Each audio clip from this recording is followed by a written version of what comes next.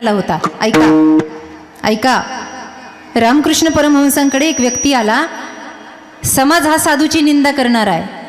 लोकांना दर्शन घेताना पाहून त्याच्या मनामध्ये प्रश्न आला आणि तो बाबांच्या जवळ जाऊन येऊन विचारलं त्यानं बाबाला, बाबा साधू किसे कहते हैं? काय विचारलं? बाबा साधू किसे कहते हैं? आता संत एवढे दृढ ज्ञानचक्षू असतात, त्यांना दूरवरचं दिसतं. कलियुगात काय पुढे होणार आहे तुकाराम महाराजांना आधीच कळालं. ऐका कलीचे महिमान, अगोदर लिहून ठेवलं पुढे काय होणार आहे. रामकृष्ण परमहंसांनी ओळखलं की हा मूर्ख वृत्तीचा व्यक्ती आहे. मग साधू सगळ्यांच्या समोर सारखं वागत नाही. खरं तर साधूचा स्वभाव असा आहे, सकल लोकमा सहुने वंदे.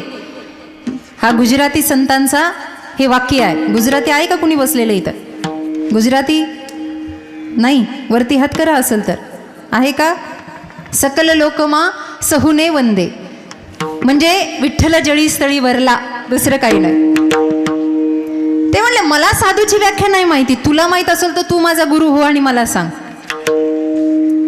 त्यानं शब्द काय वापरले नीट ऐका. बाबा साधू में और कुत्ते में कुछ अंतर नहीं है. साधू में और कुत्ते में कुछ अंतर नहीं है. राग आला पण गप्प बसले. बोले कैसे? बोले साधू भी दर दर भटकता है और कुत्ता भी दर दर भटकता है. साधू भी दर दर भटकता है. ओम भवती भिक्षाम देई, माई भिक्षा माडा. साधू दारादारामध्ये फिरतो, कुत्र दारादारामध्ये फिरतं. साधूमध्ये आणि कुत्र्यामध्ये फरक काय? रामकृष्ण परमहंसांना सहन झालं नाही, उठले आणि खाडकन त्याच्या तोंडात मारली. महिला मंडळ ऐका, आणि त्यांनी आता व्याख्या जी सांगितली त्याचं मर्म ओळखा. रामकृष्ण परमहंस म्हणतात, देखो बेटा तुम कहते हो साधु में और कुत्ते में कोई अंतर नहीं, तो सुनो साधु भी दर दर भटकता है और कुत्ता भी दर दर भटकता है. साधु को रोटी मिलती है, कुत्ते को भी रोटी मिलती है. कुत्ता मुंह में रोटी पकड़ के एक कोने में जाता है और वहां दूसरा कुत्ता आता है, तो जिसको रोटी मिली वो कुत्ता दूसरे कुत्ते को रोटी छोड़ के काट के खाता है. लेकिन हमारे साधु को अगर रोटी मिली और कुत्ता आया तो हमारा साधु बांट के खाता है. ये कुत्ते में और साधु में अंतर है बेटा, हमारा साधु बांट के खाता है. सगळ्या जगाला माय ज्ञानेश्वरीचा प्रसाद दिला, सगळ्या जगाला तुकाराम गाथाचा प्रसाद दिला. गुलाबबाबांनी हा पर्व काळ हे पंचक्रोशी पवित्र करून टाकले. आज एवढा समाज त्यांच्या नावावर एकत्र होतोय का? हा साधूचा प्रसाद आहे. म्हणून साधू बद्दल किती वर्णन करावं, किती वर्णन करावं. नामदेव रायांना हा अनुभव आला. कोण आहेत नामदेव राय? महावैष्णव, महावैष्णव. भक्ती पंथामध्ये श्रेष्ठोत्तर गती नामदेव रायांची आहे. विठ्ठल भक्तीचा अनुभव आहे. पण संत असून सुद्धा आज नामदेव रायांच्या चरणी आपण माथा ठेवतो. एवढे श्रेष्ठ संत आहेत, स्वतः थोडं बिघडलं की नीट करायचं. मोठं कुणाला म्हणतात माहितीये?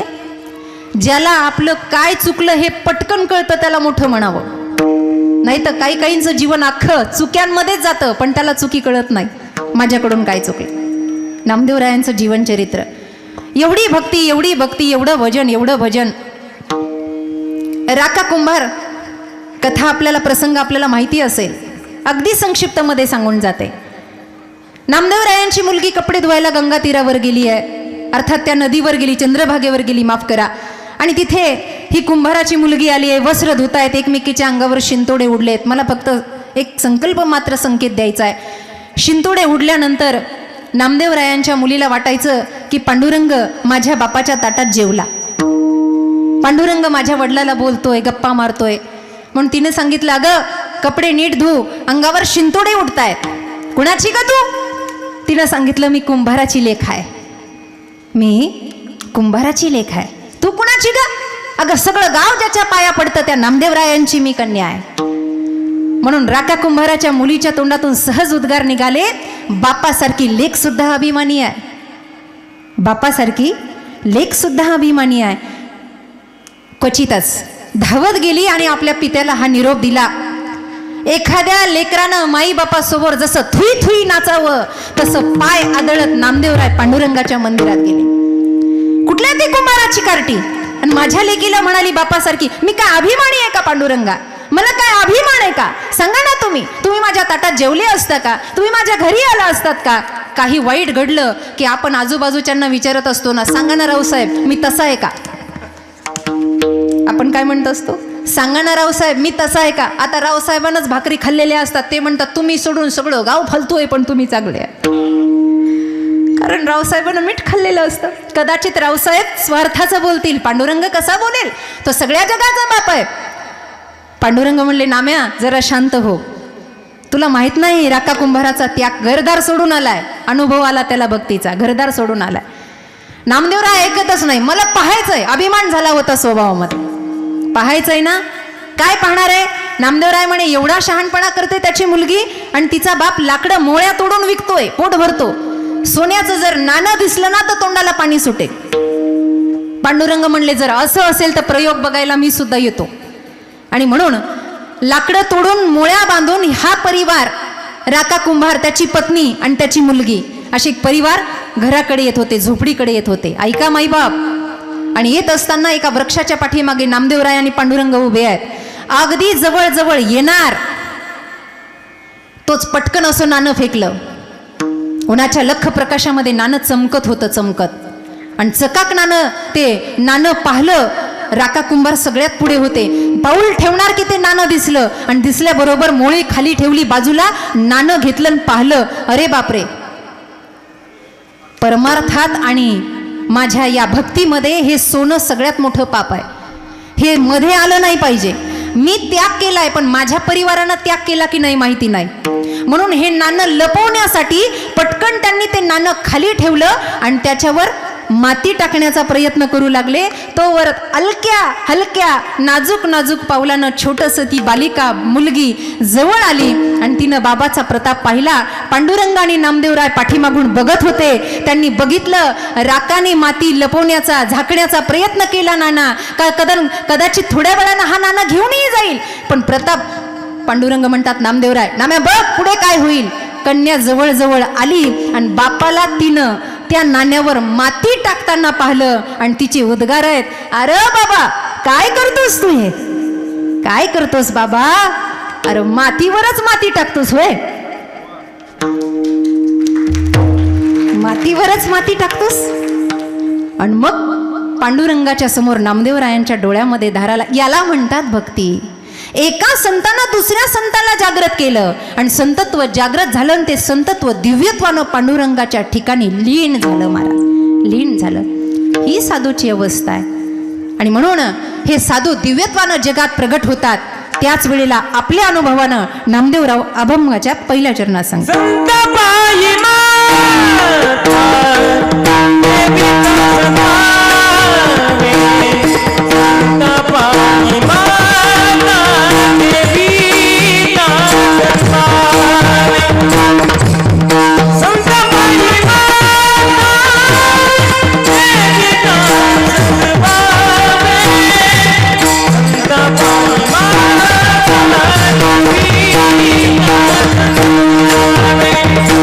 Santa Maria.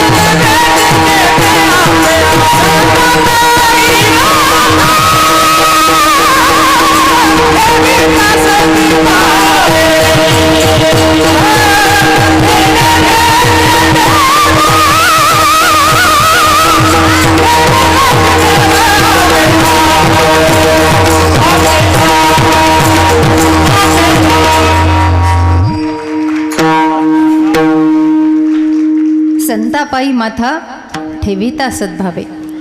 देवाच्या योग्य कसं बनवायचं. नामदेवरायांचं पुढचं चरित्र बघितलं तर गोरोबा काकांच्या परीक्षेत नामदेवराय उत्तीर्ण झाले नाही. त्यांनी सांगितलं हे कच्चं मडकं आहे. मग पांडुरंगाने सांगितलं गुरु सान्निध्यात जावं लागेल. नामदेवरायांचे पुढचे अभंग आहेत. पाय तुझे गुरु राजा हीच माझी देवपूजा, गुरु चरणाचा बिंदू हाची माझा कृपा सिंधू. जेव्हा संत सान्निध्य लाभलं तेव्हा नामदेवरायांना पांडुरंग प्राप्तीचा अनुभव दिव्य झाला. म्हणून संत हे जीवाला नीट करत असतात. नीट काही काही माणसं जन्माला आलेत पण नीट नाहीत. जन्माला आणि आता बघा ना कीर्तनात कसे बसले काही काय. ते वाटायला अर्धा तास पाऊण तास झाला पण बाई काही विनोदच सांगे ना. जीवनाचं हसू झालंय तरी अजून हसायचंच आहे लोकांना का कुणास ठाऊक. अरे हा संप्रदाय हसू थांबवण्यासाठीच आहे. जब से तेरा गुलाम हो गया, जब से तेरा गुलाम हो गया तब से मेरा भी नाम हो गया, वरना औकात क्या है मेरी सबसे बढ़िया और सबसे खरे. गुलाब बाबाचे भक्त म्हणून घेण्यात हा बाबांच्या समोर आपला झुकलेला प्रणिपात आहे. तद्विधी प्रणिपात न परिप्रश्नेन सेवय. आपण सेवा केली आहे. साधू जीवाला नीट करतात. नीट माया मोहा ममत्वामध्ये त्रिविध तापामध्ये एवढा होरपळलाय जीव. त्या प्रपंचामध्ये काही सुधरत नाही. लोकाला काही सुधरत नाही. आताही काही काही तोंडाला असे हात लावून बसलेत बघत आहेत माणसाकडं नुसते. काही सूचना त्यांना. घरी तेच दारी तेच. किती कीर्तनकार उकळून पाजा तरी परिणाम नाही. परिणाम माझं माझं माझं माझं माझं माझं कधी सुटेल कुणास ठाव. पूर्वीचा काळ काही काही व्यावहारिक छोटे छोटे उदाहरणं आहेत आपल्यामध्ये प्रगती करण्यासाठी आहेत. आता एस टी महामंडळाचं तिकीट काहींना फुकट आहे काहींना अर्ध आहे. पूर्वीचा काळ असा होता की एखाद्या गावाला क्वचित एखादी एस टी यायची. बरोबर की नाही हे बरोबर. तुम्ही बोलले म्हणजे मला वाटतं आहेत जिवंत. क्वचित एखादी एस टी असायची आणि मग ती एस टी यायची 12ला यायची 1ला यायची 2ला यायची. मग ते एस टीमध्ये चढाओढ करण्यासाठी एवढी धावपळ एवढी धावपळ एवढी धावपळ. हे त्याच्या अंगावर पडतंय त्याच्या अंगावर पडतंय. तेव्हा काही लोकांनी एक युक्ती काढली होती. बाहेरून एकानं चढायचं आणि खिडकीतून रुमाल टाकायचा. केलं का असं कोणी केलं होतं का. रुमाल टाकायचा कशावर त्या सीटावर आणि त्या सीटवर रुमाल टाकला की मग ते सीट कुणाचं आपलं की नाही. केलं होतं का असं कुणी कुणी. वरती हात करा बरं.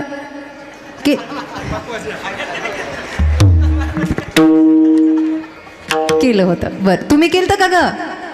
शाबाश. असा हसता खेळता परिवार असावं. केलं होतं.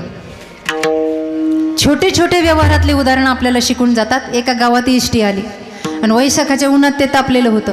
त्याला काही बसमध्ये जागा भेटेना. ते पाठीमागून असं चढलं आणि त्या खिडकीतून त्यानं रुमाल आतमध्ये टाकला. आता काही उतरत होते आणि काही एस टीमध्ये चढत होते. एक बाबा 2-3 तास असे पकडून उभे आहेत. त्यांना बसायला जागाच भेटली ना. जशी जशी एस टी खाली व्हायला लागली तशी तशी प्रत्येक जण आपापल्याला जागा बघायला लागले. बाबा बराच वेळचे उभे होते. ज्यानं रुमाल टाकला होता बाबा त्या सीटाजवळ आले आणि तो रुमाल काढला आणि काचावर टाकला त्या खिडकीवर टाकला आणि बाबा त्या सीटावर येऊन बसले. हे तानातानात वरती चढून आलं आणि चढून आल्यावर कमरेवर हात ठेवून हाताचा अर्धकमळ केलं आणि बाबाला विचारलं डोक्याचा प्रकार आहे का. बाबाला विचारलं. ते म्हणले काय झालं. नाही नाही तुम्हाला डोकं दिलंय का म्हणे देवाने. पण काय झालं भाऊ एवढं तू एवढं तापतोयस माझ्यावर एवढा रागवतो काय झालं. म्हण तुम्हाला कळलं ना की याच्यावर रुमाल टाकलेला होता. बाबा म्हणले रुमाल टाकला मग काय झालं. तरुण म्हणला रुमाल टाकल्यावर हे सीट माझं आहे. बाबांनाही अनुभवाचे पावसाळे भोगलेले होते. बाबा म्हणले धोतर काढून एस टीवर टाकल्यावर एस टी काय माझ्या बापाची होणार आहे. धोतर काढून जर एस टीवर छोटे छोटे उदाहरणं आहेत ना हो मी तूपणाची. आयुष्य याच्यामध्ये संत संग का असावा. एक घडी आधी मै पुण्यात तुलसी संगत साधू की हरे कोटी अपराध. मी आल्यावर म्हणलं मला आळंदी इथे अशी वाटायला लागली की इथे आळंदी आहे. कारण मी मगाशी ॲडव्होकेट आले आणि आमचे निलेशजी आले त्यावेळेला त्यांना काही संदर्भ विचारले की ज्या ठिकाणी कीर्तन करायचं त्या ठिकाणचा काहीतरी अनुभव असावा. एवढं मोठं चरित्र त्यांनी सांगितलं. त्यांचे अनुभव आले त्यांचे डोळे पाणावले. पण त्यातला एक प्रसंग माझ्या मनाला स्पर्श करून गेला. तुम्हाला माहिती की नाही माईबाप मला माहिती नाही पण ऐका गंमत किती आयुष्याची मोठी असते. चरित्र बघा. ज्या वेळेला माऊलीचं चरित्र आपण अभ्यासतो, माऊलींचं चरित्र, त्यावेळेला आईबाप गेले आणि आईबाप गेल्यानंतर भिक्षाटनासाठी ही मंडळी, ही मुलं ज्यांच्याजवळ कुशीत घ्यायला मामा नव्हता ना मावशी नव्हती, आई बाबा देहांत प्रायश्चित्त घेतलं आईबाबाने. कुणी नाही आळंदीमध्ये, कुणी नाही. भूक लागलेली असायची, मधुकरी मागायला जायचं तर लोक म्हणायची संन्याशाची कार्टी दारामध्ये आली.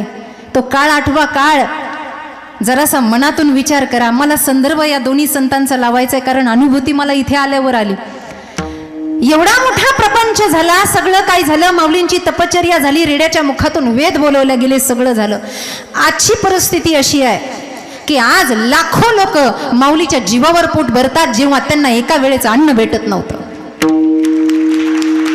आज माऊली माऊली म्हटलं, माऊली माऊली मुखी ऐसा चाळा, फक्त माऊली माऊली म्हटलं तरी सुद्धा पोट भरतं. माऊलीच्या स्वरूपात आमच्या सारख्यांना जवळ बोलून लोक प्रणिपात करतात, दक्षिणा देतात, जीव घालतात.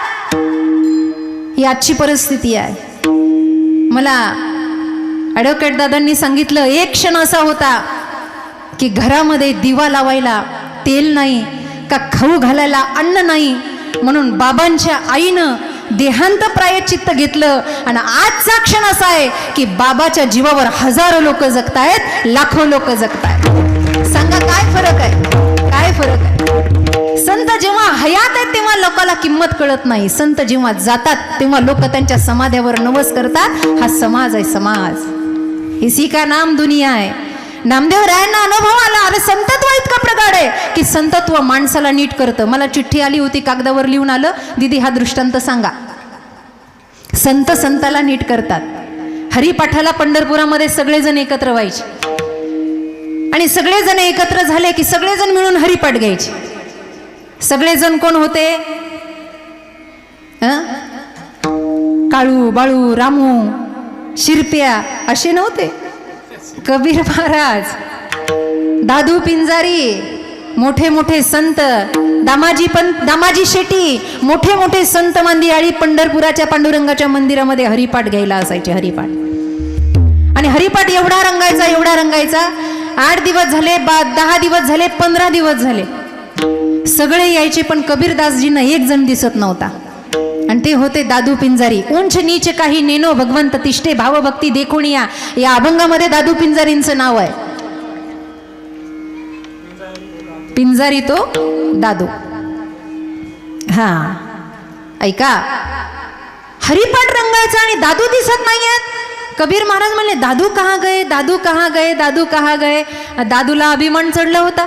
कशाचा? पांडुरंग सई सांज झाली की दादूच्या घरी येऊन बसायचे. ऐका बरं, सई सांज झालं की पांडुरंग दादूच्या घरी येऊन बसायचे आणि पाय पसरून बसायचे. अरे युगे 28 विटेवर येऊ बा, एवढे दिवस झाले उभा आहे दादू, पाय दाब, माझे पाय दुखताय. आणि पांडुरंगानं पाय पसरून बसावं आणि दादूनं पाय दाबावे, चरण सेवा करावी. दादू याच्यामुळे हरिपाठाला येतच नव्हते. एक दिवस भर बाजारामध्ये दादू पिंजारींची कबीर महाराजांची भेट झाली. ऐका, आणि कबीर महाराजांनी सहज दादूला विचारलं, दादू क्या बात है, आप हरिपाठ के लिए आते नहीं हो, क्या बात है. तेव्हा दादूने अभिमानानं सांगितलं, कैसे आऊं भैया, जिसके लिए आता हूं वो तो पैर दबा दबा के मुझे मार डालता है. कनी म्हणाव, अहो एवढं पाय दाबून घेतं, एवढं पाय दाबून घेतं की सकाळ कधी होते पटत नाही. दादूच्या स्वभावातला अभिमान कबीर महाराजांना कळाला. संतत्व कसं आहे बघा. बोले अच्छा रात में प्रभु आते हैं, बोले हाँ पांडुरंग आते हैं, विठ्ठल आते हैं, मुझे दिखेंगे क्या, बोले आ जाओ दिखेंगे, दिखाएंगे आपको. हाँ? एक दिवस गंमत झाली. कबीर महाराज निघाले दादू पिंजारीच्या त्या झोपड्याकडे. 2-3 झोपडे होती आणि एका झोपड्यात त्या बिछाण्यावर बसून पांडुरंग पाय लांबवायचे आणि दादू असे पाय दाबायचे. झालं असं, सई सांजाच्या वेळेला कबीर महाराज आले आणि अंगणात उभे राहिले. आता पूर्वीच्या खोल्या अशा होत्या की आतल्यांना बाहेरचं दिसायचं, पण बाहेरच्याला आतलं दिसत नव्हतं, अंधार कुठं असायचा. म्हणून आत बसलेले पाय चेपता चेपता पांडुरंगाचे दादूने कबीर महाराजांना पाहिलं आणि अंगणात कबीर महाराज इकडे तिकडे शोधतात, कुठे दादू आणि कुठे पांडुरंग. असं शोधता शोधता शोधता शोधता आतून आवाज आला, ओ कबीरा, ओ कबीरा, यहां वहां क्या देखे, दादू दबावत पाओ. कबीरा, यहां वहां क्या देखे, दादू दबावत पाओ. कबीर महाराज म्हणले नीट करायची वेळ आताच आली. कबीर महाराजाने अर्धा दोहा मध्येच खुंटला आणि आवाज दिला, अरे दादू भडवा क्या दबावे जिसे नहीं हात पाव. दादू भडवा क्या दबावे जिसे नहीं हात पाव. अरे कुणाचे हात पाय तू दाबायला लागलास? त्याला रंग नाही, रूप नाही, तुला हा अभिमान झाला, तो जागक करायला मी इथे आलोय. पुन्हा संतत्व 2 पटीनं जाग झालं आणि पांडुरंगाच्या भक्तीला लागलं. नामदेवराय म्हणतात, जीवाला वारंवार जाग करणं, नीट करणं, त्याला सुधरवणं हे संतांचं काम आहे. म्हणून या संताला भजावं, त्याच्या शरणांगतीमध्ये जावं. संतापायी माथा ठेविता धरिता सद्भावे. आता सद्भावानं ठेवायचा, मनामध्ये कपट नाही ठेवायचं. बाबांकडे आलं, नावच गुलाब आहे. आमचे स्वामीजी म्हणायचे, तू गुलाब होकर महक. गुलाब हे बगीच्यामध्ये तेवढंच सुगंध देतं आणि नाल्याच्या किनाऱ्यावरही तेवढंच सुगंध देतं. साधू दुःखामध्ये असला तरी आनंदी असतो आणि सुखामध्ये असला तरी आनंदी असतो. साधू एकांतात असला तरी आनंदी आहे आणि साधू लोकांतात असला तरी आनंदी आहे. साधू मुका असला तरी आनंदी आहे आणि साधू बोलका असला तरीही आनंदी आहे. साधू सुख देतो, कारण साधूचा वेळ कधी वाया जात नाही. चोखा महाराजांची सोयरा एका प्रमाणातून फार सुंदर वर्णन करते की जीवाचा वेळ हरिभजनाशिवाय कधी जाऊ नये. हरिभजना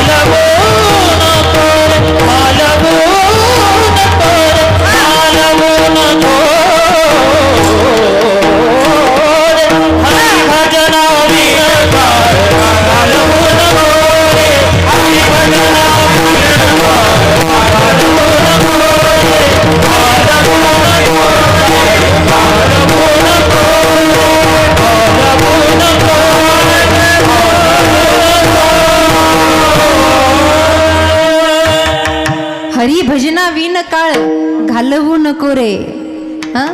एक एक क्षण महत्वाचा आहे. या प्रपंचामध्ये एक एक क्षण महत्वाचा आहे. आता कलियुगाच्या धावपळीमध्ये बघा कशी अवस्था झाली आहे माणसाची, माकडासारखी. माकडात आणि माणसात फरक राहिला का काही? प्रपंच कसा झालाय, हे पाहिजे ते पाहिजे ते पाहिजे. ते गारुड्याच्या खेळाचं उदाहरण देतात बघा. तुम्ही ते गारुडी बघितलं का? तो खेळ खेळणारा गारुडी झोपले का काय? गारुडी माहिती आहे ना? ते गुडगुड गुडगुड गुडगुड डुगडुग वाजवतो. काय असतं त्याच्या हातात? तुमच्याकडे काय म्हणतात त्याला? डमरू. काय गाडगुडी म्हणतात वो. बरं, खुडमुडो. यांचं खुडमुड. मग ते खरंच म्हणतात. काही सांगत जाऊ नको. तो आता त्याला दादा म्हणावं का महाराज म्हणावं असं झालंय. कारण ते एवढं होतं तेव्हापासून ते आमच्याजवळ आहे. आमचे मुरलीदादा गावडे, आमचा आदित्य आणि आमचा ओंकार ही अशी असणारी आमची लेकरं आहेत. उलट अभिमानानं छाती फुगते की आज हे आकाश ठेंगणं करत आहे. एवढा मोठा महाराष्ट्राचा बुलंद आवाज आहे आणि गुरुची कृपा त्याच्यावर झाली. ते गाडगुडी येतो, तो गारुडी येतो, पैसा जमा करायचं नाटक करतो. काही लोकांनी तो खेळ पाहिलेला असेल. मग ते गावामध्ये येतं, त्याच्याकडे एक माकड असतं. असतं का नसतं माकड? माकड असतं ना गारुड्याकडे, असतं ना. एक माकडीन पण असते. आणि मग ते माकडाचं नाव ते रामू ठेवतं. रामूच बरं आहे का दुसरं घ्यायचं काय? रामू रामू बरं आहे ना? नवऱ्याचं नाव नाही ना? रामू. आणि मग ते त्याला दोरीला बांधलेलं असतं आणि त्याच्यावर पैसे कमवतं. ते असं घेऊन येतं समोर आणि म्हणतात चला चला चला चला माकडाचा खेळ पाहायला चला. चला हो चला. जमतंय का? कीर्तन संपल्यावर एखादा खेळ खेळायला.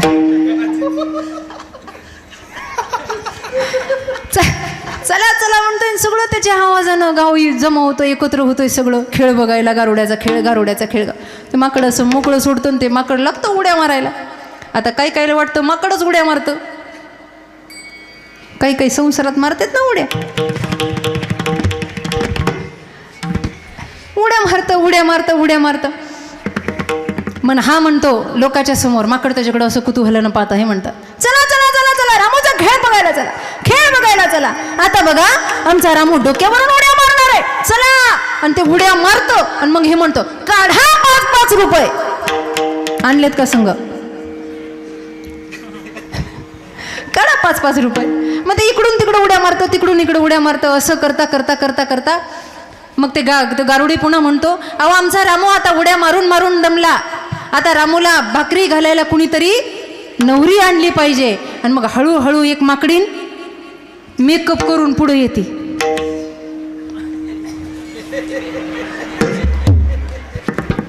तिची बायको तुम्हाला काय झालं हसायला? पण ते मेकअप केलेल्या तर ओळखूच येत नाही. देव आणि ब्युटी पार्लरवाला या दोघाला धन्यवाद दिलं पाहिजे. देवानं एक मनुष्य घडवला आणि ब्युटी पार्लरवाल्यानं बाई घडवली. 4-5 दिवसापूर्वी एका लग्नात गेलो आणि ओळखीची हो सारखा फोन करत होती, दीदी आशीर्वादाची वेळ झाली, लवकर या लवकर या. आणि आम्ही असं जवळ जाऊन उभा राहिलो. मी म्हणलं त्या आमच्या विठ्ठलला अरे वहिनी कुठे आहेत? आणि मग त्यांना न्याळून पाहिल्यावर मला म्हणतो अहो त्या काय वहिनी तुमच्या समोर उभा, एवढं फासलं तोंडाला का ती रोजची बाई मला ओळखायला यायला. लेपावर लेपावर मध्ये मेकअप करून ती बाई माकडीन ती आली. आणि माफ करा ते मी माकडीनीचं सांगते, उगा मनावर घेऊ नका. अजून अर्धा 1 तास थांबायचं. उड्या मारती. मग हा म्हणतो चला चला चला चला रामूचा विवाह करायचा आहे, लग्न करायचंय, लग्नासाठी पैसे लागणार आहेत, खर्च लागणार आहे, अहो जेव घालायचे आहेत, आहेर आणायचंय, बस्ता बांधायचाय, काढा 5-5 रुपये. पुन्हा लोक पैसे फेकतात. आणि मग दोघांचा विवाह सोहळा झाला की म्हणे आता याला घर गृहस्थी भांडे कपडा लत्ता पुन्हा चला चला चला चला असं म्हणून पुन्हा पैसा काढतो. बघता दोघांचं लग्न लागतं. लोक टाळ्या वाजतात. थोडा वेळ त्याच्यामध्ये रमतो आणि बघता ते रामू ते माकड चक्कर येऊन पडतं. आणि मग गारुडी म्हणतो गेला हो गेला, काय याला घेऊन गेला हो, आता याच्या बायकोचं काय होईल, आता याचे अंत्यसंस्कार करायचेत, आता याला पुरायचं, याला जाळायचंय, आता बाकीचं कसं सांभाळायचं, आता हिला खर्चा पाणी करायचंय, काढा 5-5 रुपये. पुन्हा लोक पैसे फेकतात. आणि हिला शिकवलेलं असतं, ही दोन्ही असे हात मारा डोळ्यावर फिरवते आणि रडण्याचं नाटक करते. तोपर्यंत हे माकड उठतं निघून जातं. ते नाटकातलं माकड आहे की ना, ते गारुड्याचं उठतं आणि निघून जातं. ही माकडाची जशी आयुष्यभराची दशा आहे ना, तशी माणसाची अवस्था होते गारुड्याच्या खेळाप्रमाणे.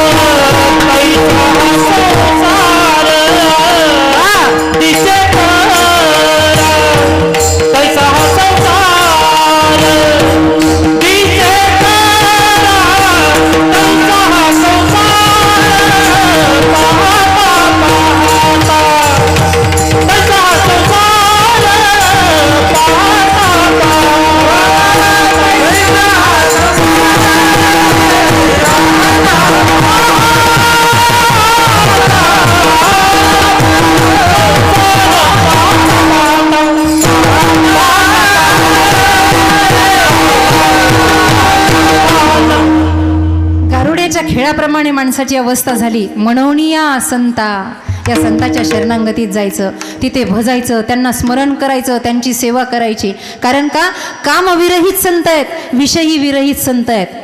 त्यांना प्रेमानं नमस्कार करायचा. संतांच्या ठिकाणी विषय नाही आहे, महाराजांचं सरळ प्रमाण आहे. विषय येतो त्यांचा झाला नारायण. संसारामध्ये प्रपंचामध्ये जेवढं आपल्याला आवड आहे, एवढी आवड संत ठिकाणी नाही. त्यांना किळस येते. विठले हे चित्त प्रपंचा वमन ते मनी बैसलेसे. आता दृष्टांत जुन्या कीर्तन करायचा आहे, सगळ्यांना माहिती आहे. थोडंसं स्पर्श करून जाते. जावई सासरवाडीला आला आणि पहिल्यांदाच आला.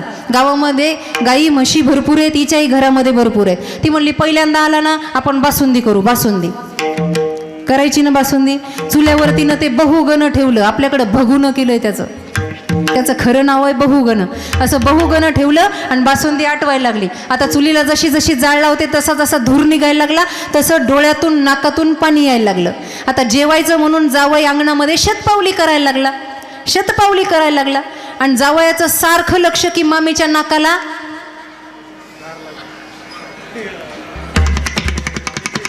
कशा हुशार आहेत बघा ना. आणि ते धूर नाकात गेला आणि हिला जशी शिंक आणि जावयाचं लक्ष जाणं आणि नाही ते बासुंदीत पडणं. एकच झालं, एकच. येणं संकल्प केला, ₹1,00,000 दिलं तरी बासुंदी खायची. एवढे पदार्थ केले आणि त्यांना दोघांची नजर एकमेकाची झाली. ताटं वाढले, पानं वाढले, सासरे सगळे पाहुणे आले, जावई बापू पहिल्यांदाच आले, सगळे बसले, पुंडलिकावर ते झालं. आणि जेवायला सुरुवात केली. भात संपलं, भाजी संपली, चपाती संपली, सगळं संपलं. सासऱ्यानं पाहिलं बासुंदीच्या वाटीला, यानं हात लावला नाही. यानं हात लावेपर्यंत सासऱ्यानं 6 वाटी बासुंदी पेली. किती? 6 वाट्या. आणि हे म्हणायचं जावई बापू हात लावा ना, तो म्हणायचा नको. तिनं सासूकडं पाहायचं आणि म्हणायचं शेंबडी कुठली. मनातल्या मनात हो. पण म्हणायचं मामी सांगू का, ती म्हणायची झाकली मूठ 1.25 लाखाची. त्यानं बासुंदीकडं पाहिलं की त्याला जशी उलटी यायची. वमन ते मनी बैसलेसे. जसं त्या पदार्थाकडे बघून जीवाला उलटी येते, वमन येतं, तसं साधूचा विषय सुटला, काम सुटला, प्रपंच गेला. बस आता काम नाही झालो पायी रिकामा. म्हणून अशा साधूच्या चरणावर आपला माथा झुकला पाहिजे, ठेवला पाहिजे, सद्भावानं ठेवला पाहिजे. कारण का, तेने भेटे देव आपे आप. आणि म्हणून नामदेवराय अभंगाच्या दुसऱ्या चरणात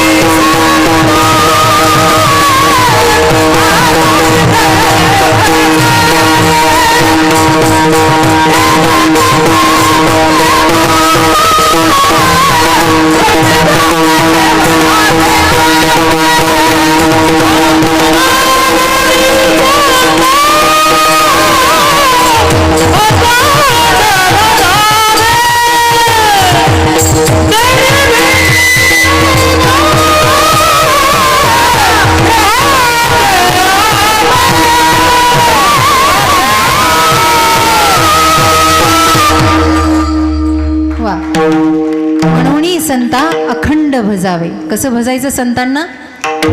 देवावर काही लोकांचा विश्वास नाही, निदान संतांवर तरी ठेवा. कारण का? रेड्यामुखी वेद बोलविला, गर्व द्विजांचा हरविला. अनेक रेडे बोललेत, अनेक, ज्यांच्यासाठी 13 दिवस उपासना, पण पांडुरंग आवरण झाला गाथ्याचा. वारकरी संप्रदायाची महिमा फार मोठी आहे बरं. आपल्या या भागामध्ये आमचे निलेशजी मला म्हटले की आत्ता या 5-6 वर्षामध्ये संप्रदायाचा ओलावा हा पुरातन, जोपर्यंत सूर्यचंद्र नाही, जोपर्यंत संतांची नावं आहे तोपर्यंत सूर्यचंद्र आहे. एवढा अधिकार ज्यांचा आहे, कळतंय का? आज एका महाराष्ट्राची संपूर्ण गर्जना संतत्वाची आहे. माऊली ज्ञानोबारायांची ताकद आहे, तुकोबारायांची ताकद आहे. म्हणून या संत अखंड भजावे, त्यांचं चिंतन करायचं अखंड. माऊली माऊली म्हणलं तरी फार पुण्य आहे. या तोंडाला येऊ द्यायचं माऊली माऊली, नाहीतरी दिवसभरात किती बडबड करत बसतो आपण. काय काय त्या गोष्टी आपल्या तोंडाला येतात, डोळ्यासमोर दिसतात, कानाने ऐकतो. कीर्तनं कशासाठी आहेत सांगा बरं मला? कीर्तनं कशासाठी आहे?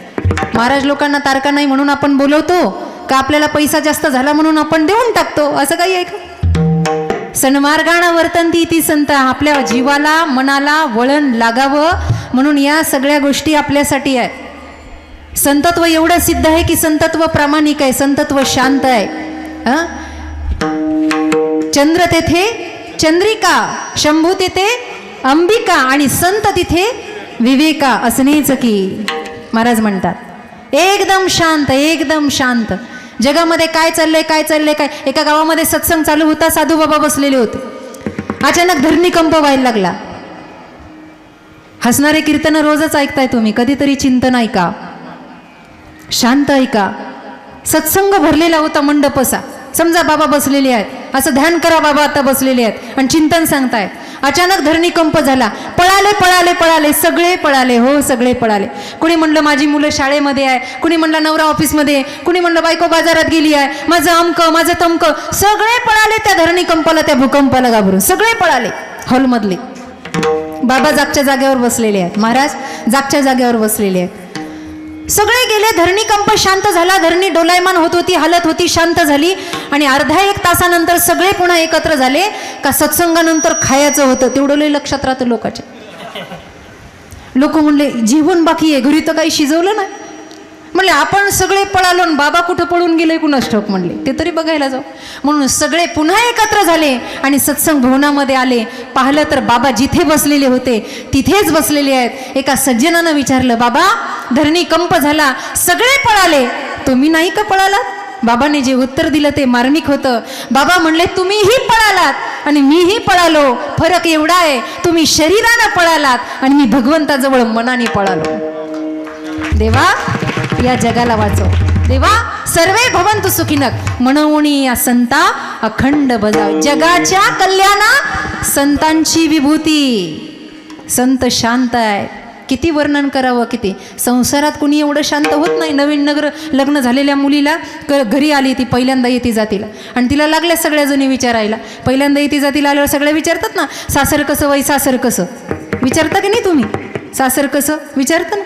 तशा सगळ्या जणी बसल्या आणि तिला लागल्या विचारायला, अगं सासर कसं सासर कसं सासर कसं. सासू विचारल्यावर ती म्हणली, सासू अगं आई माझी सासू अशी आहे. सासू आई तुझ्यात आणि तिच्यात काहीच फरक नाही. हे नवीन नवीनच असतं ना. कशा हसले बघा ना. नवीन नवीन आई तुझ्यात आणि तिच्यात काहीच फरक नाही. सासरा पप्पा तुमच्यात आणि आमच्या मामांजीमध्ये काही फरक नाही. एवढा जीव लावतात, एवढा जीव लावतात, एवढा जीव लावतात. मग एकीनं विचारलं ननन, ती म्हणले आई लवंगी मिरची, पण ती जाईल लग्न करून.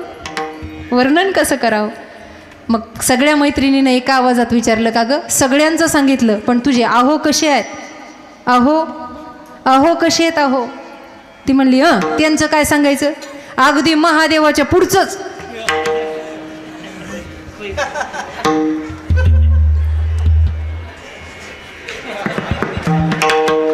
आणि एवढे मंद आहेत का तुम्ही?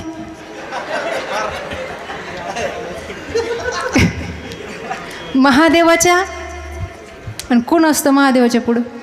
मी कशाला म्हणू भाऊ, मला राहायचंय आजची रात्र इथं. तुमचं तुम्ही म्हणून घ्या.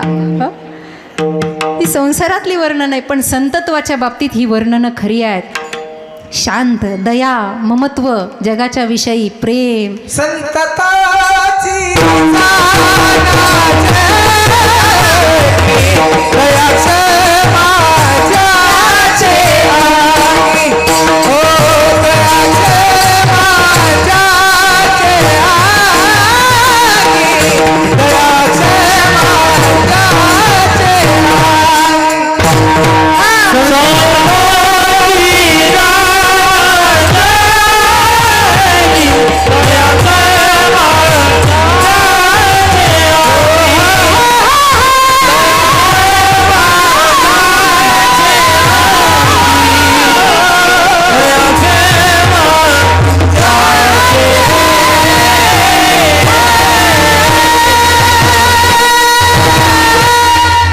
तुची जाना जगी दया क्षमा ज्याचे अंगी. असे विशाल हृदयाचे संत असतात. गुलाबबाबाप्रमाणे संत हे विशाल हृदयाचे जनसामान्याला अपराधासहित स्वीकारणारे आहेत. म्हणून या संता अखंड बजावे.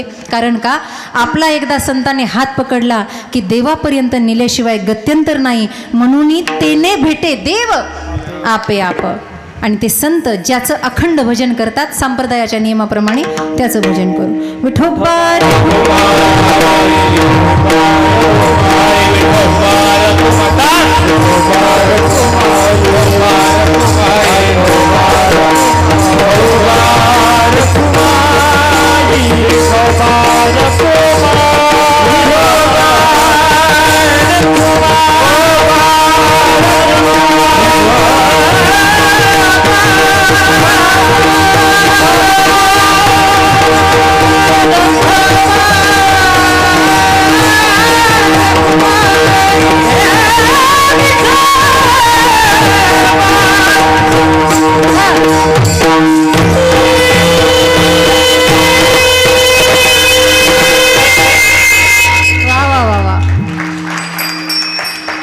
तरी ते नाकातलं ऐकू येईल का यांना? सनई नाही बर ठीक आहे. वरती हात करा एकदा. बाबांचं आवडतं भजन करायचं आहे आपल्याला. संत गाडगे महाराज, संत तुकड्यादास महाराज आणि बाबांची मोठी परंपरा.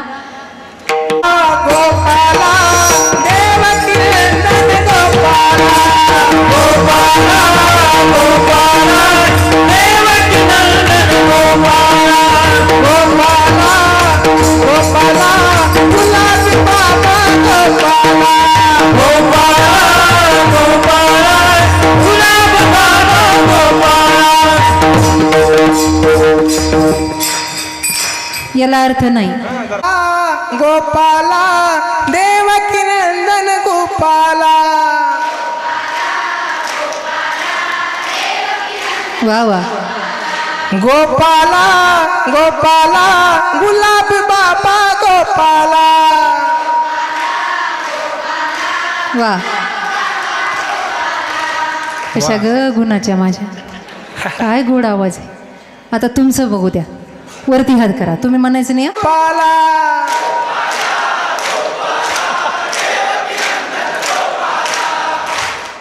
ते फुटलेले डगे असतात तसा भदभद आवाज यायला लागला नुसता. गोपाला देवकी नंदन गोपाला.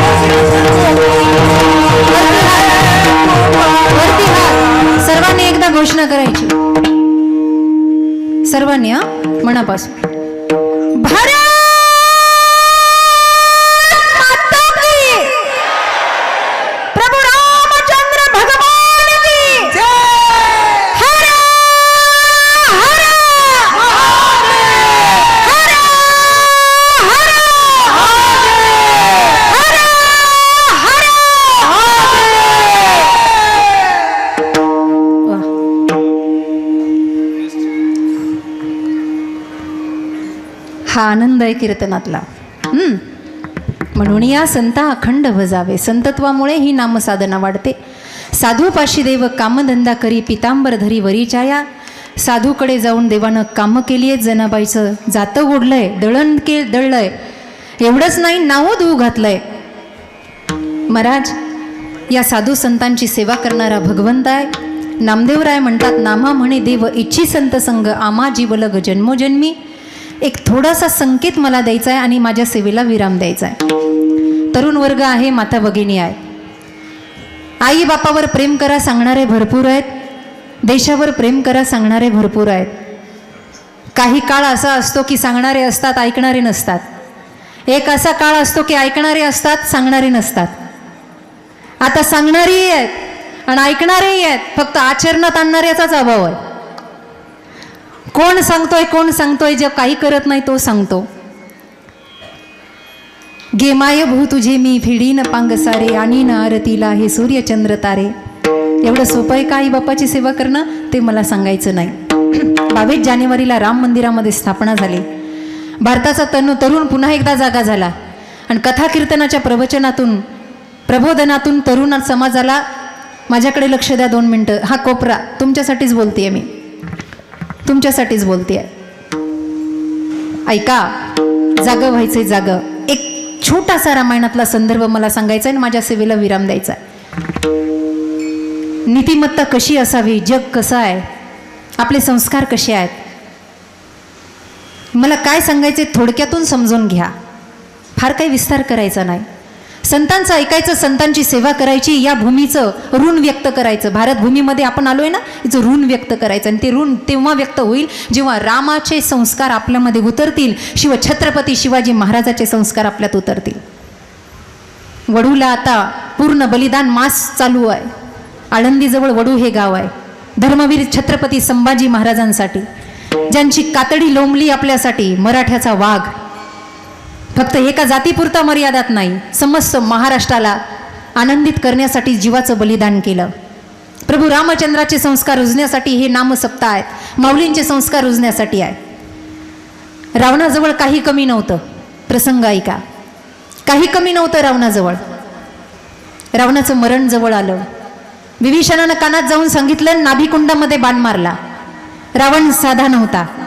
रावणाकडे कोणत्याही बळाची कमतरता नव्हती. महिला मंडळ, सोन्या चांदी काशा पितळाची घरं होती लंकेमध्ये. संपत्तीनं भरभरून होता, ऐश्वर्यानं भरभरून होता. तपश्चर्येला बसला तर वर्षोनवर्ष रावण तपश्चर्येतून उठत नव्हता. रावणानं नुसता पाय आदळला तर कैलास पर्वत डगमगायला लागला. लोकांची इच्छा होती तांडव म्हणावं म्हणून. जटाटवी गलत जल प्रवाह पावितस्थले, जटाटवी गलत जल प्रवाह पावितस्थले, कलेवलं लंबिता भुजंग तुंग मालिका. डमट डमट डमट डमट डमट डमट डमट डमट निनादवट डमरवय चकार चंड तांडव तनोतु नः शिव शिव. चकार चंड तांडव तनोतु नः शिव शिव. चकार चंड तांडव तनोतु नः शिव शिव. पाय आदळला की कैलास पर्वत डगमगायचा. ताकद होती रावणातली. ग्रहांना आपण सगळे घाबरतो. शनी म्हटलं की अंगाला घाम फुटतो. रावणाची ताकद सांगू, रावणानं तो शनी टाचेखाली रगडला होता आणि 12 ग्रहांना, त्या ग्रहांना सगळ्या बंदिस्त करून टाकलेलं होतं. राशी चळचळ कापत होत्या रावणाला. रावण साधा नव्हता, ओ रावण साधा नव्हता. पण ज्या दिवशी धारातीर्थी कोसळला, डोळे उघडे आहेत, मंदोदरी समजावून सांगत होती. कोण आहे मंदोदरी? पंचकन्येमधली एक महान पतिव्रता. तिचं नाव जरी घेतलं तरी पतिव्रता धर्माची रक्षा होते, अशी मंदोदरी. ऐका, मंदोदरी रावणाजवळ आली. संकेत द्यायचा आहे, संदेश द्यायचा आहे मला. ऐका, रावणाजवळ आली आणि रावणाला म्हणते कशी, काय केलं हो हे, काय केलं तुम्ही? काय कमी होतं तुमच्याकडे? संपत्ती कमी नाही, सौंदर्य कमी नाही, तपश्चर्या कमी नाही, कशाची कमी नाही, पण सगळ्याचं बलिदान दिलं फक्त एका बाईसाठी. हे मंदोदरीचे शब्द आहेत अध्यात्म रामायणातले. एका बाईसाठी हे सगळं तुम्ही त्यागलं. तुम्हाला सांगू, मंदोदरी म्हणते, तुम्हाला सांगू, कुळ खानदानाच्या आणि सौंदर्याच्या बाबतीमध्ये सीतेपेक्षा मी 10 पटीनं सुंदर आहे मंदोदरी म्हणते. कुळ खानदानाच्या बाबतीनं माझा बाप महापराक्रमी आहे मंदोदरी म्हणते रावणाला. काय केलं एका बाईसाठी? रावण लाजला होता. रावण डोळ्यामध्ये डोळे घालत नव्हता मंदोदरीच्या. रावणाचे डोळे बंद झाले आणि कपाळावरचं कुंकू पुसलं. मंद्र अंधकार झाला आणि हळूवार पावलानं हळूहळू मंदोदरी एका दिशेकडे चालली. वानर सैनिक रस्त्यात बसलेले होते. प्रभू रामचंद्र एका कोपऱ्यामध्ये बसलेले आहेत, अश्रू गाळतायत. कारण प्रभू रामचंद्रांना वाटतच नव्हतं युद्ध व्हावं म्हणून. रडायला लागले आहेत कारण माझ्या युद्धापायी सीतेपायी अनेक स्त्रिया विधवा झाल्या आहेत. याचा प्रतिशोध होता. डोळ्यामधून पाणी गळत होतं आणि प्रभू रामचंद्र बसलेले होते. हळूवार पावल्यानं मंदोदरी तिकडे निघाली. सैनिकानं रस्ता अडवला. प्रतिपक्षाची शत्रू पक्षाची स्त्री आहे, आम्ही जाऊ देणार नाही. म्हणले काही नाही, मला 2 शब्द बोलायचे, जाऊ द्या मला. स्त्रीचा आवाज आला. लक्ष्मणाने संकेत केले, जाऊ द्या. हळूवार पावलानं निघाल्या. प्रभू रामचंद्र एवढे सौम्य आणि एवढे ओजस्वी तेजस्वी आहेत, एवढे पराक्रमी आहेत. त्यांना लगेच चाहूल लागली की कुणीतरी परस्त्री पाठीमागून येते आहे, कुणीतरी परस्त्री पाठीमागून येते आहे. अशी चाहूल लागल्याबरोबर अंग उघडं होतं. मांडीवर पितांबर ठेवलेला होता. घामाघूम अंग झालेलं होतं. तो मांडीवरचा पितांबर काढला आणि झटकून अंग झाकून घेतलं. मंदोदरी जाग्यावर थांबली. आणि मग मंदोदरीला बघितल्यानंतर तिरक्या नजरेने बघून रामचंद्र म्हणतात, देवी आपण कोण आहात? मी तीच अभागी आहे रामचंद्रा, मी तीच अभागी आहे की जिच्या नवऱ्याला तुम्ही आत्ताच वधित केलं. मी तीच अभागी मंदोदरी आहे. मग थांबलात का? तुम्हाला साष्टांग दंडवत आहे रामचंद्रा, साष्टांग दंडवत आहे. माझा नवरा मेला याच्यात मला दुःख नाही, पण भारतासारख्या भूमीला एक पराक्रमी आणि एक शुभ चिंतक राम मिळाला याचा मला गौरव आहे, याचा मला गौरव आहे. रामचंद्र म्हटले, मंदोदरी तू असं का बोलतेस? मंदोदरीचं उत्तर ऐका. रामचंद्रा, एक माझा पती आहे की एवढं बळ असताना एका स्त्रीसाठी सगळं काही त्याग करून देतो, आणि एक तुम्ही राम आहात की परस्त्रीची चाहूल लागताच अंग झाकून घेतलं. हा पराक्रम मला तुमच्यात दिसला म्हणून सलाम आहे तुम्हाला, नमस्कार आहे, दंडवत आहे तुम्हाला. एक तुम्ही राम आहात. मी आनंदी आहे की भारतासारख्या भूमीला हा राम भेटला, आणि हीच रामाची गरज माझ्या बंधूंनो सध्या आहे. आज ॲडव्होकेट असतील, त्यांचा परिवार असेल, बाबांचे वंशज या तालुक्यामध्ये, जिल्ह्यामध्ये, गावामध्ये असतील, त्यांचा एकच उद्देश आहे, अन्नदान करायचं. बाबांची आई अन्न मिळालं नाही म्हणून देहांत प्रायश्चित्त घेते. आम्हाला अन्नदान करायचं, गोरगरिबाची सेवा करायची, आणि याबरोबर ज्ञानदान करायचं म्हणून हा सगळा प्रपंच त्यांनी रचला. आणि त्याला साथ संगत माझ्या भावंडांची आहे, आमचे निलेशजी आहेत, आमचे आळंदीकर भावंड आहेत, सर्वच जण. म्हणून याचा एक मोठा प्रसाद म्हणजे विचारांचा प्रसाद हा जाता जाता शिदोरी रूपामध्ये आपल्यासोबत घेऊन जा. यथामती यथा अवकाश इथपर्यंत आलो. श्री स्वामी सागरानंद सरस्वती महाराज त्र्यंबकेश्वर आनंद आखाडा यांच्या कृपा आशीर्वादाने व्यासपीठ लाभलं. खरं तर बाबांना बघून मला स्वामीजींची आठवण आली. 102 वयापर्यंत जगले. स्वामीजी म्हणायचे, अभंग नुसता पाठ नसावा तर जीवनच अभंग होऊन जावं. ओवी नुसती पाठ नसावी, जीवन ओवी होऊन जावं, एक तरी ओवी अनुभवावी, असं स्वामीजींचं जीवन होतं.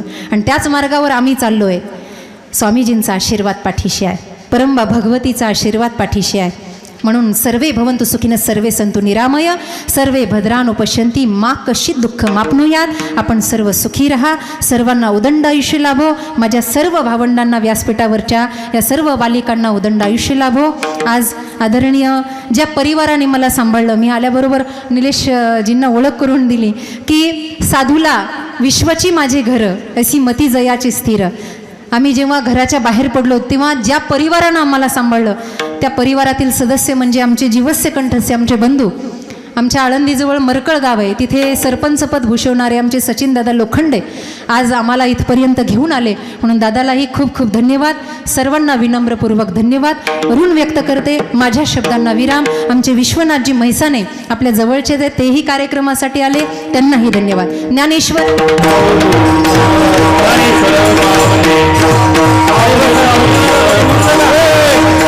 दोन मिनिटं बसा.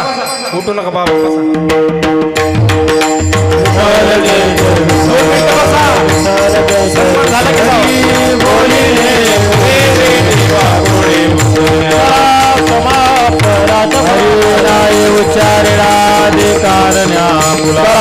क्षमापराध महाराज तो तुका म्हणे ज्ञानेश्वरा का पाया